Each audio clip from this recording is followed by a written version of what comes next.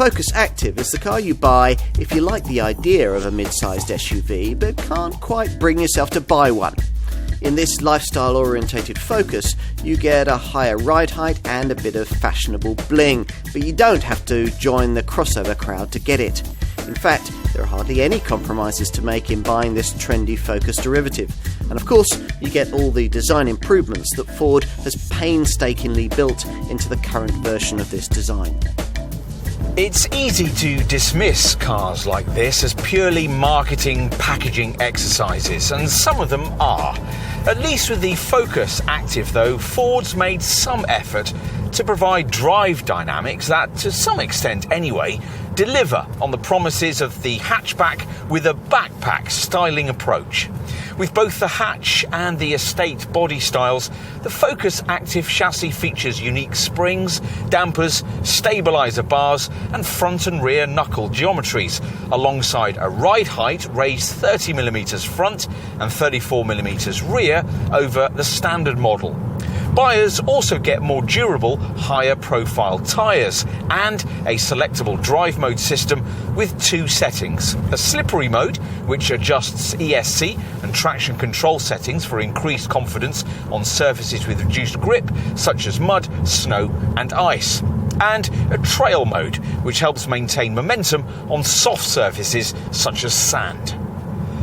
Perhaps the most important news, though, is that all Active derivatives get the SLA, or short long arm independent rear suspension setup that normally wouldn't be available to Focus hatch buyers opting for the volume 1 litre petrol and 1.5 litre diesel variants, the ones the vast majority of customers choose.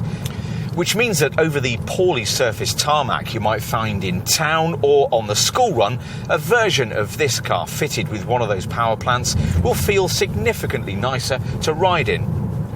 On the subject of engines, well, those 1 litre petrol or 1.5 litre EcoBlue diesel units we just referenced are offered only in their highest output forms to Active model buyers. The 1 litre EcoBoost variant gets 125 PS and will be the most popular choice. But of course, the 1.5 litre EcoBlue version will be cheaper to run. It comes with 120 PS and in manual hatch form with 17-inch wheels is capable of up to 49.6 mpg on the WLTP combined cycle and up to 108 grams per kilometre of NEDC rated CO2.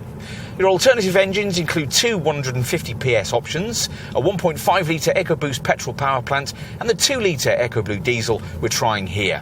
Ford's slick shifting 8-speed auto gearbox is an option right across the range.